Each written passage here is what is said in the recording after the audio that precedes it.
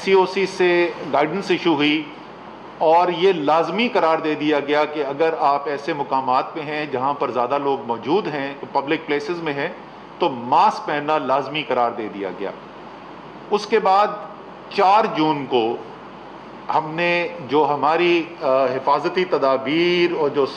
SOPs ہیں، یعنی سماجی فاصلہ رکھنا، ماسک پہننا، ان سب چیزوں کے اوپر انتظامی کارروائی جو ہے اس کو مزید تیز کرنے کی ہدایات دیں۔ تمام صوبوں نے اس کے اوپر کارروائی شروع کی۔ اس کے اوپر ہمیں تقریباً ہفتے میں کم سے کم 2 سے 3 دفعہ جو ہے صوبوں سے ہمیں اس کی گراؤنڈ سے بھی انفارمیشن آتی ہے۔ ہم الگ سے بھی اپنے ذرائع سے بھی جو ہے ہماری جو ایجنسیز ہیں ان کے ذریعے بھی یہ معلومات حاصل کرتے ہیں، اور اس میں ہمیں نظر یہ آ رہا ہے کہ 100% تو نہیں، 100% کے قریب بھی نہیں، لیکن بہت سارے لوگ جو ہیں اس کے اوپر پورا بھی اتر رہے ہیں جو حفاظتی ان کو اقدامات بتائے گئے ہیں، اور بے تحاشا انتظامی کارروائی بھی کی گئی ہے، تمام صوبوں کے اندر کی گئی ہے، اور ظاہر ہے کہ بشمول اسلام آباد کے۔ اور یہ 4 جون سے ہم نے یہ کیمپین اس کے اندر تیزی آئی تھی۔ پھر 14 جون کو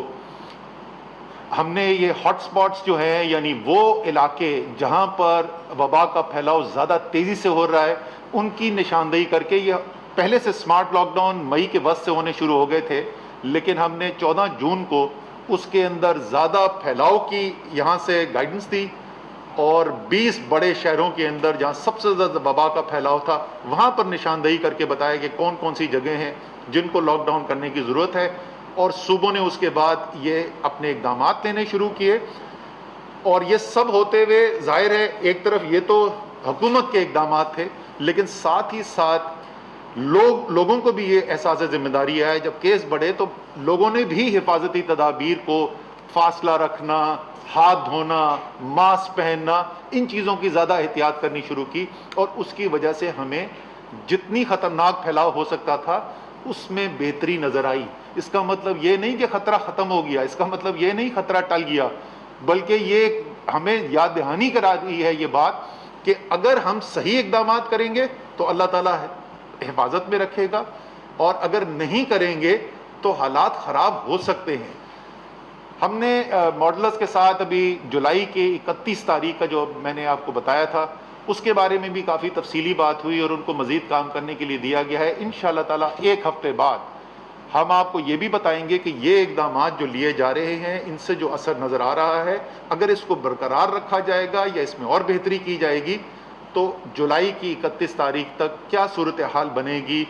اس کی بنسبت اس کے کہ جو ہم نے بتایا تھا کہ اگر کوئی اقدامات نہیں کیے گئے تو کہاں تک بات پہنچ سکتی ہے، یہ انشاءاللہ تعالیٰ آپ کو تقریباً 1 ہفتے کے اندر ہم آپ کو بتائیں گے۔ اس لیے دوبارہ میں پھر دہرا رہا ہوں اس بات کو، یہ ہمارے اختیار میں ہے، ہر شخص کے اختیار میں ہے، اجتماعی طور پہ بن حیث القوم ہمارے اختیار میں ہے،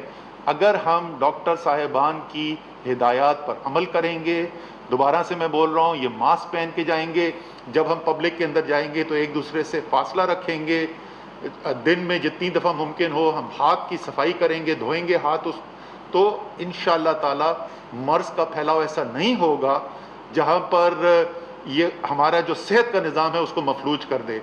بیچ میں تقریباً 2 ہفتے ایسے آئے تھے کہ بڑے شہروں کے بڑے ہسپتالوں کے اوپر پریشر بہت زیادہ بڑا تھا۔ آپ کو پتہ ہے کہ اس کے ساتھ ہی ہم نے یہ بھی فیصلہ کیا تھا کہ وفاقی حکومت براہ راست ملک کے اندر جون کے آخر تک 1000 سے زیادہ آکسیجن والے بیڈز کا اضافہ کرے گی، مختلف صوبوں کے ساتھ مل کے ان کی مدد کر کے، اور جولائی کے آخر تک 2000 سے زیادہ بیڈز کا اضافہ کیا جائے گا۔ تو مجھے خوشی ہے اس کے اوپر تیزی سے عمل بھی ہو رہا ہے، اور انشاءاللہ تعالیٰ 1000 سے زیادہ بیڈز ایڈ ہو جائیں گے۔ تو ایک طرف تو جو کیپیسٹی ہے، ہمارے صلاحیت ہے صحت کے نظام کی، اس میں اضافہ کیا جا رہا ہے، اور دوسری طرف یہ حفاظتی تدابیر اور جو اقدامات ہیں، انتظامی اقدامات ہیں، ان سے یہ صورتحال اللہ کے فضل سے ایسی ہمیں نہیں نظر آ رہی کہ ہمیں صحت کا نظام مفلوج ہوتا ہوا نظر آئے۔ لیکن آخر میں یہ بات کرنا چاہوں گا کہ وہ لوگ، وہ صحت کے نظام میں کام کرنے والے ورکرز، نرسز، پیرامیڈکس، ڈاکٹرز، یہ ہماری ذمہ داری ہے کہ وہ جو ہمارے لیے اتنی مشکل ایک وقت کے اندر کھڑے ہوئے ہیں، قوم کی خدمت کر رہے ہیں، کوشش کر رہے ہیں کہ کوئی بھی جو بھی بیمار ان کے پاس آئے حتی الوسع کوشش کی جائے کہ اس کو علاج بھی کیا جائے اور اس کی مزید کوئی خدا نخواستہ زیادہ حالت خراب ہونے سے بچائے بھی جائے. تو یہ ہماری بھی ذمہ داری بڑھتی ہے کہ جب وہ ہمارے لیے کھڑے ہوئے ہیں تو ہم بھی وہ حفاظتی تدابیر جو بہت کوئی مشکل نہیں ہے، صرف اگر آپ ذہن میں ایک احساس ذمہ داری رکھیں گے تو یہ بہت مشکل کام نہیں ہے کرنے کے. ہم یہ کریں گے تو انشاءاللہ تعالی ہم آگے بھی دیکھیں گے کہ ہمارا جو صحت کا نظام ہے وہ بھی مفلوج نہیں ہوگا، کاروبار زندگی بھی چلتا رہے گا. وہ سفید پوش اور وہ غریب لوگ جو لاک ڈاؤن کے اندر ایک ایسی تکلیف سے مبتلا ہوتے ہیں اور ہم نے اس کی بہت بھیانک صورتحال بھارت کے اندر دیکھی ہے، انشاءاللہ تعالی وہ صورتحال بھی نہیں ہوگی اور ہم اپنے لوگوں کی صحت کی حفاظت بھی کر سکیں گے. تو پچھلے 2-3 ہفتے کے اندر جس طریقے سے صورتحال آگے بڑھی ہے، نسبتاً ہمیں ایک یہ نہیں، اور میں پھر یہ کہہ رہا ہوں، نہیں کہہ رہے کہ خطرہ ٹل چکا ہے، لیکن جس طریقے سے ہم نے یہ وقت گزارا ہے انشاءاللہ تعالی اسی طریقے آگے بہتری آتی رہے گی.